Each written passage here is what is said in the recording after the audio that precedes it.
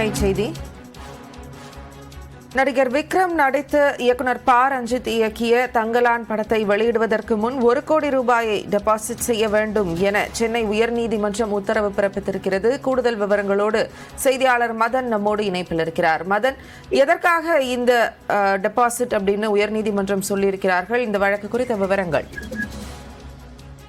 சென்னையை சேர்ந்த அர்ஜுன்லால் சுந்தர்தாஸ் என்பவருக்கு பல விஐபிகள் அவருடைய பணத்தை கொடுத்து வருகிறார்கள். இவர் இந்த ஒரு பணத்தை பலர் கடனாக கொடுத்திருந்தார். ஆனால் இதன் பிறகு ஒரு நிதி இழப்பு ஏற்பட்ட பிறகு அவர் திவாலாளராக அறிவிக்கப்பட்டார். அதன் பின்னர் அவர் இறந்தும் போய்விட்டார். இவரது சொத்துக்களை தற்போது சென்னை உயர்நீதிமன்ற கட்டுப்பாட்டில் உள்ள சொத்தாட்சியர் தான் நிர்வகித்து வருகிறார். இதன் பிறகு அர்ஜுன்லால் சுந்தர்தாஸிடமிருந்து கடன் வாங்கிடும் அந்த ஒரு கடனை வசூலிக்கும் அந்த நடவடிக்கையும் தற்போது இந்த ஒரு உயர்நீதிமன்ற கட்டுப்பாட்டில் உள்ள சொத்தாட்சியர் எடுத்து வருகிறார். அந்த வகையில் தான் அர்ஜுன்லாலிடம் ஸ்டுடியோ கிரீன் பட தயாரிப்பு நிறுவனத்தின் பங்குதாரர்கள் ஞானவேல் ராஜா மற்றும் ஈஸ்வரன் ஆகியோர் கடந்த 2013ஆம் ஆண்டு 10 கோடி 35 லட்சம் ரூபாய் கடன் வாங்கியிருந்தார்கள். இந்த தொகையை வட்டியுடன் திருப்பி கேட்டு சொத்தாட்சியர் சென்னை உயர்நீதிமன்றத்தில் ஏற்கனவே வழக்கு தொடர்ந்தார். இந்த வழக்கில் ஏற்கனவே நீதிமன்றம் உத்தரவிட்டும் இதுவரைக்கும் ஞானவேல் ராஜா பணம் செலுத்தவில்லை.